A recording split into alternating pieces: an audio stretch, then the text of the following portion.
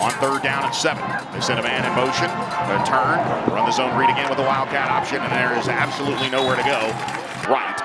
2 receivers to his left, a halfback in front of Grady Bartlett. On the play action, quick throw to Wilhelm. He picks up the first down inside the 10-yard line, steps out of a would-be tackle at the 9. On 4th and goal as they line up, a check with me situation here as Westlake trying to convert on this 4th down. Austin Hyde trying to stand him up here. On the snap, Wise looking to throw, looks left, fires to one-on-one coverage. Corner of the end zone, it is caught by Brody Wilhelm for the score. Touchdown, Westlake.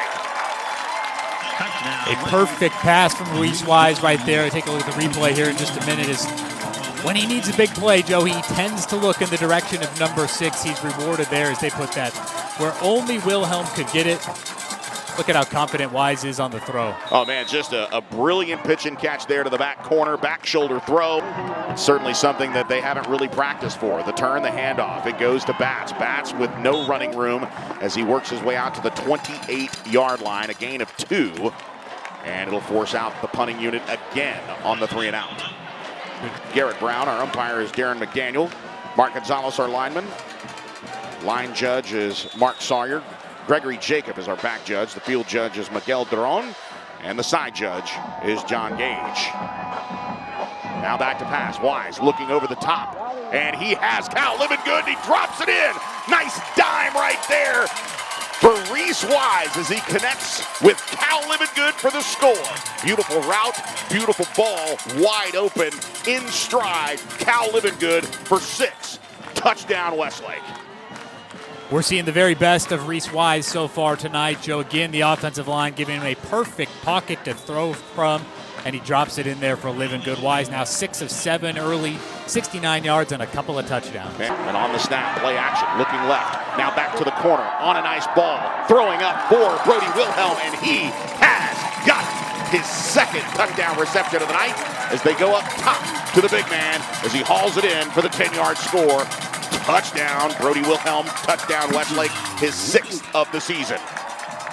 Watch the replay. There's so much confidence and so much trust between Wise and Wilhelm. He knows if he puts that up there in the back corner, his receivers are coming down with it or it's going to fall incomplete. And another perfect throw from Reese Wise. Helms out for the snap, checked in to the backfield at quarterback. Good snap, and he fakes left, fakes right, goes to the left, tripped up at the 31-yard line. Good coverage there as Wiley Nichols comes up and makes a big-time pop. They love him. The sophomore has the respect of not only his teammates, but his coaches. His coaches raved about him ahead of the season beginning. They said, look, man, I go into the coach's office on Wednesdays, and all the coaches there after the period, he said, Wiley Nichols, stud.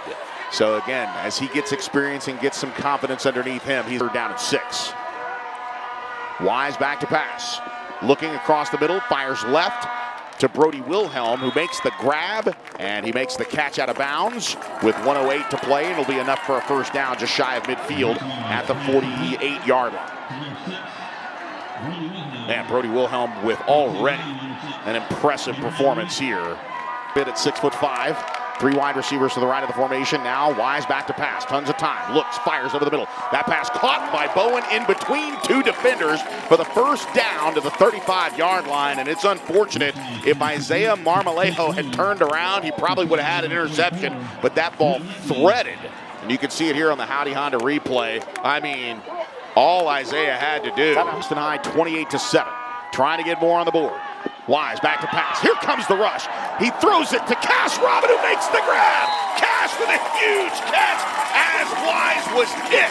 58-yarder that set up a score, and now the turn, the handoff, lowering his shoulder as Bartlett. He gets across the line of scrimmage, across the goal line, and Bartlett is in for the score. Touchdown, Westlake. The commercial cleaning scheduled today. Get your home game ready for football with the Steam team. Peterson with a short kickoff here. It'll be fielded on the hop at the 22-yard line. Man, Cash Robin really wants to return a punt, and you can see why. Cash at the 35. Breaks it towards the numbers on the near side. Across the 40 to the 45 to midfield before he is finally punched out of bounds.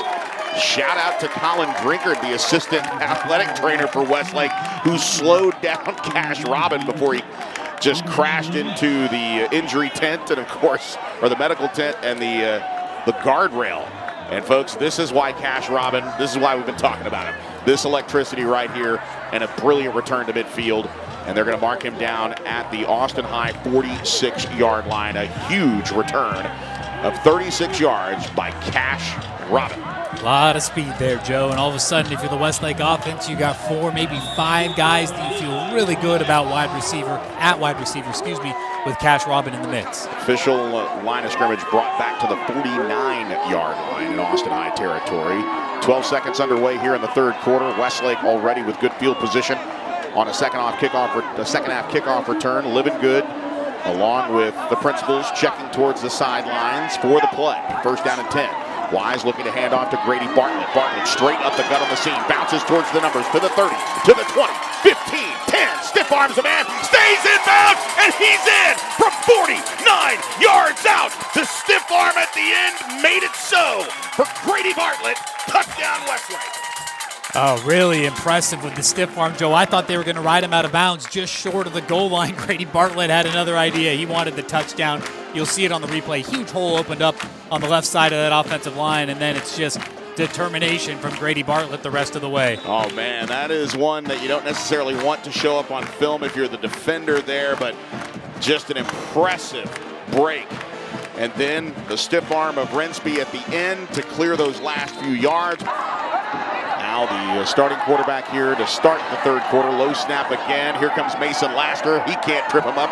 Running to the right, trying to angle towards the numbers, and just drilled at the 17-yard line. To throw right, fires. That pass caught by Chase Bowen. Bowen able to wiggle and now fumbles the football. Picking it up and diving on it, rather, is Kyle Livengood. So Chase Bowen kind of sandwiched there at the 15-yard line. Ball squirted out, and Livengood was the first one to get there. And when it's going right, it's going right. You can see here on the Howdy Honda replay, good ball here, just a little bit behind, but on the shake and bake, coming in and knocking the ball out was Drew Anderson. Westlake up big, 42-7, but second down and 6 from the 7-yard line. Batts gets the call and the carry. Nate Kay wraps him up inside the 5-yard line and brings him down for a loss. There's another guy that we saw make a big play in the Steele game, sacking the quarterback and getting Steele behind the chains. Of course, it led to a fake punt that they were able to convert on first down, but this is the kind of play that Nate Kay can make. Yeah, he has shown up several times this year, Joe, for the Shops. I love the pursuit from the backside there by Mason Laster as well. A little bit of fire at the end of it from Grady Bartlett on a 49-yard run. And now on fourth down, out of the timeout, Childers going to run for it. It is close, but it looks like Westlake is going to return the favor. Receivers to the right of the formation, one to the left, and Austin Knox back on the field.